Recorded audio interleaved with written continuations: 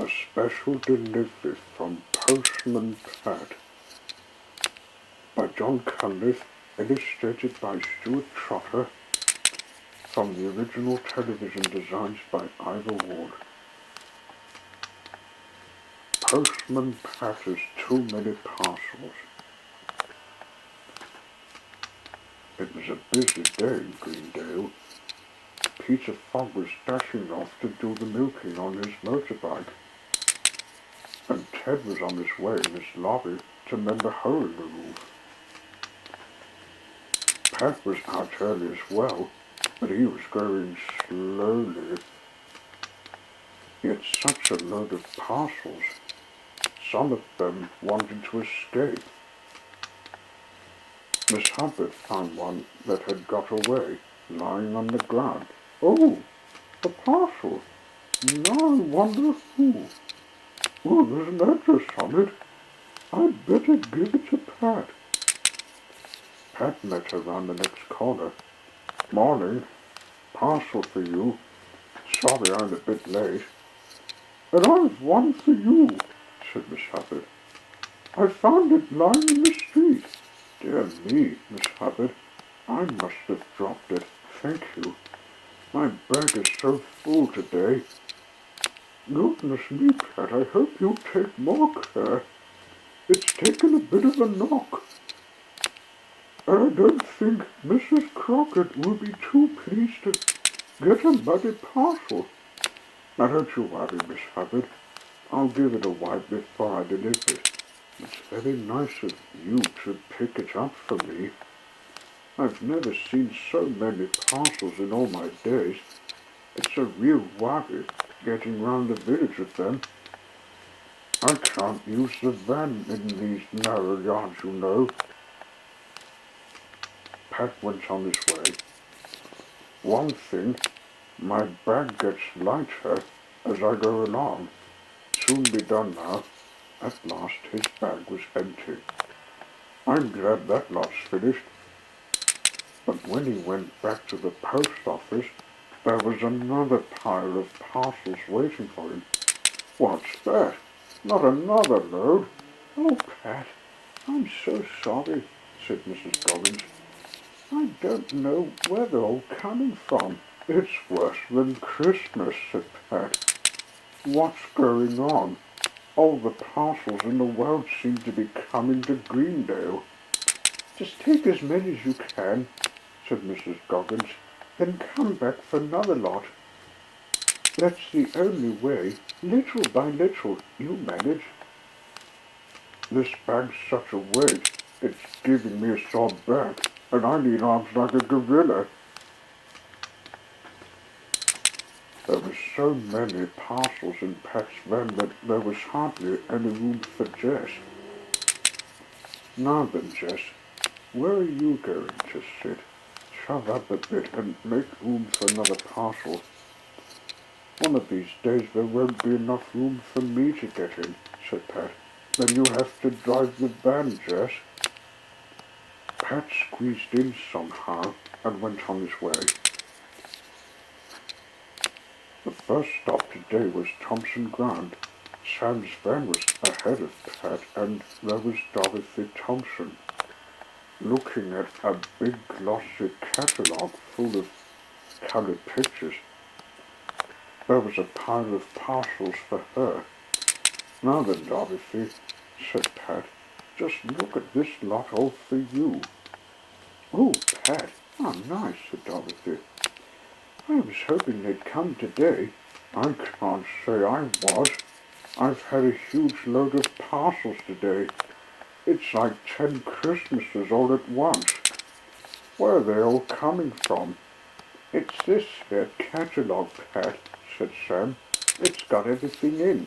All the things I can't fit in my van. Folks love it. They're ordering stuff like mad, and they all come through the post. Now I see, said Pat. Skirts and blouses, said Dorothy. TVs and videos, said Sam. Pots and pans, said Dorothy. Oh, help, said Pat.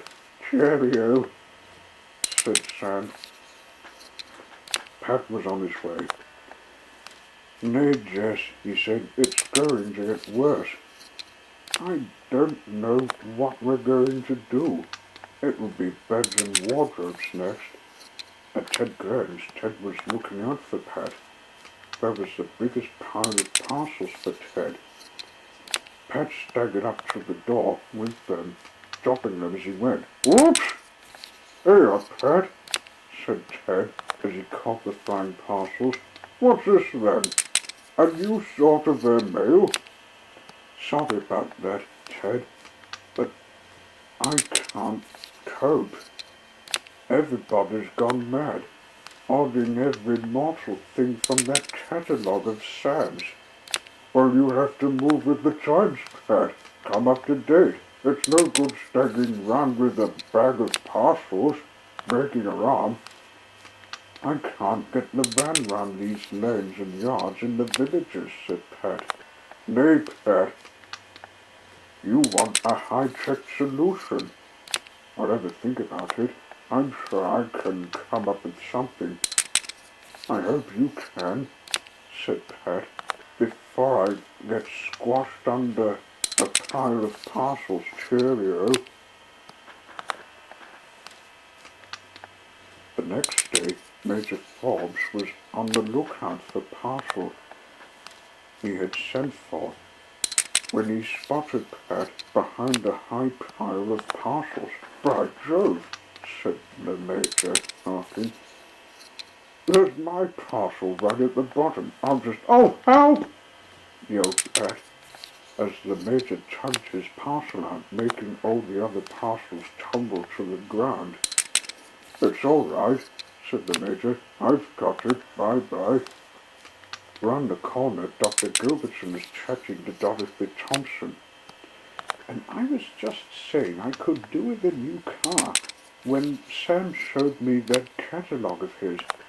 "Oh, yes, it's wonderful," said Dorothy. "There's everything in it." Pat walked straight into Dr. Gilbertson and his parcels went flying again. "Whoa!" he shouted. "Oh, help!" said Dorothy. "What?" Dr. Gilbertson held Pat up and said, "Now, Pat, you don't need to be so rough about delivering the mail. I'll be having some broken legs to mend." "I'm sorry, Doctor," said Pat. It's this mail order madness that's come over the whole of Greendale." "Well, I think the Royal Mail should do something about it," said the doctor. "It's not good for your health, or for ours. If it comes to that, what if I order a new car?" "I'll put a word in with your boss in Pencaster." "Well, I hope somebody does something," said Pat. "A new car? Now that would make a super parcel. I don't think that will go in my bag." The next day, it was time to call on Ted again. He was too busy to look after Pat. "More parcels?" "Have a look at this, Pat," said Ted. "I think it will solve your problem. The Mark 1 Super Speed Postal Scooter. Just what the postman, a modern one, needs in the age of mail order. It looks grand, Ted. I like the parcel box in front. Is there room for Cat?" "There's room for everything. Why don't you try it out? Have a test run." "Well, I don't know how you've done it so quickly. I'll just try the seat." "What are you doing, Ted? You're not starting the engine, are you? How do you turn it off?" But Pat's question was too late. The postal scooter shot out of the workshop door, taking Pat with it. "Oh!" Pat shot down the hill, through an open gate, into a field and crashed into a haystack. "Are you all right, Pat?" panted Ted when he found Pat. "I think it needs a bit of fettling before you use it for real. A few adjustments." Um, yes, Ted, quite a few, said Pat, picking himself out of the hay. Like, well, putting brakes on it.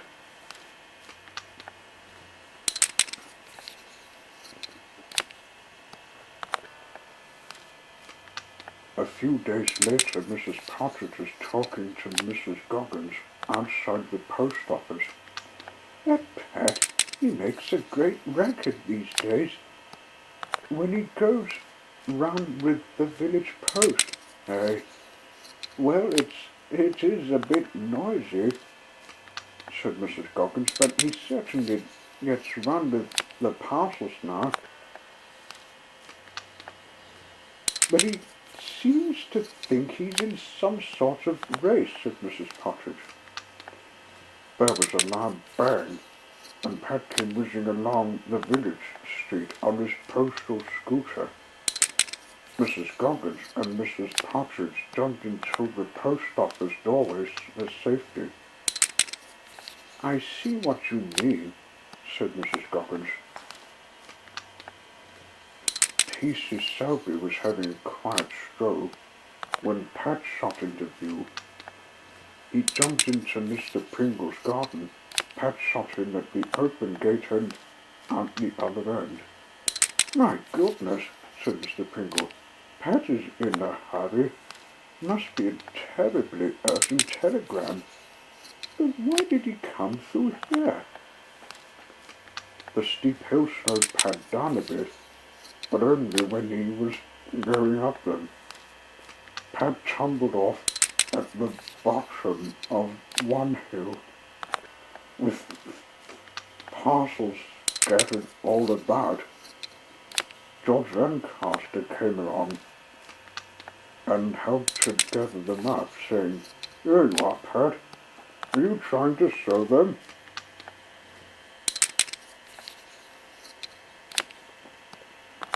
P.C. Selby was looking for Pat in the post office. Morning, Mrs. Goggins. Can I have a quiet word, he said. I thought you might be popping in, said Mrs. Goggins. I've had complaints it's this high-speed postman of ours. Poor old Pat, said Mrs. Goggins. He's only trying to do his job. Right enough, but he's making a dickens of a racket and endangering life and limb. Let me have a word with Pat, said Mrs. Goggins. I know he'll listen to me. No need for him to be in trouble. I'll leave it to you then, said P.C. Selby. Words to the wise. Thanks. See you, Mrs. Goggins. Pat came in a minute later. Was that P.C. Selby just now? He said, Yes, it was, Pat. And it was you he was talking about. He's taken your name and address. He knows it. We went to school together. Never mind that. He's really cross with you. Been causing a lot of noise and danger, haven't you? Tearing round on that scooter thing.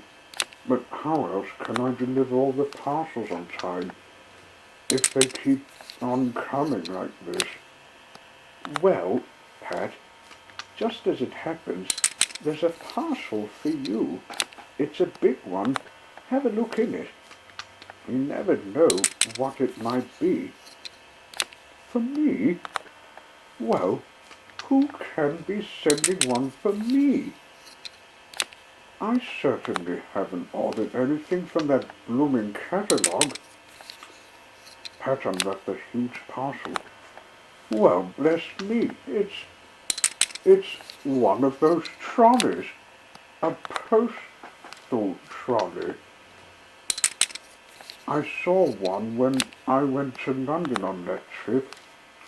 Well, this should be a bit of all right. Let's get it loaded up. Off Pat went proudly, wheeling his postal trolley. He met the Reverend Timms. What do you reckon to this, Reverend? Said Pat. Wonderful. Ah, Pat, you see the Lord will provide. No, it came from the Royal Mail in Pencaster, said Pat.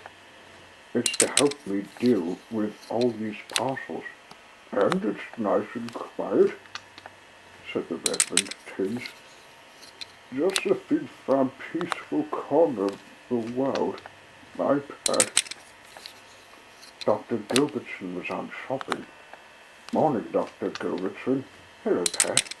I like your new trolley. Nice and quiet. Holds more parcels, too. It will save me going off my trolley, said Pat. I can tell you. Pat went whistling cheerfully up the village street. Just rode amongst the parcels and packets. He loved it. Come on, Jess, said Pat. You can give me a ride when we've done. But Jess wasn't at all sure about that.